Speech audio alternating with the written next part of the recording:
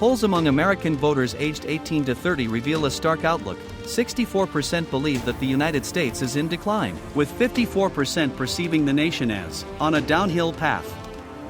Furthermore, a survey conducted by Harvard University's Kennedy School of Government indicates that young Americans' trust in public institutions is at its lowest in recent years. Prices have seen a gradual rise across different regions, and the pushback from consumers against further increases has compressed corporate profits due to escalating costs of production inputs.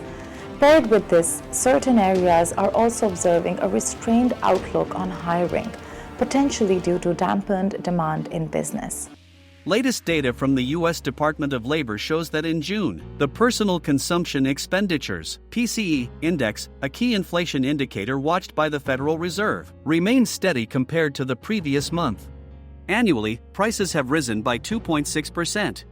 Concurrently, Gallup's latest Economic Confidence Index (ECI) for June stands at -33, virtually unchanged from May, reflecting a consistent negative public sentiment towards the current and future economic conditions.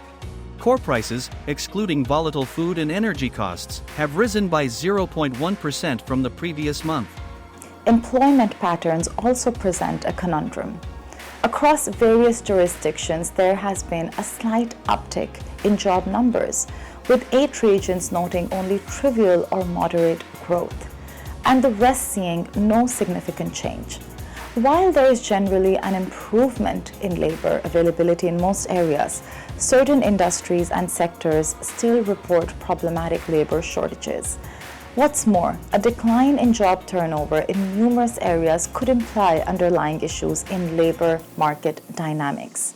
In the first quarter of this year, U.S. GDP grew by 1.3%, below the widely anticipated 1.6%, primarily reflecting a decrease in consumer spending on goods, a reduction in disposable income, and increased price sensitivity. Signs are emerging that financial pressures on middle and low-income families in the U.S. are intensifying, with consumer prospects facing downward risks amid rising uncertainty and heightened economic risks. The Federal Reserve unveiled the current findings of the National Economic Situation Survey Report, colloquially referred to as the Beige Book. The document reflects moderate economic and price growth in the US from the start of April until mid-May this year.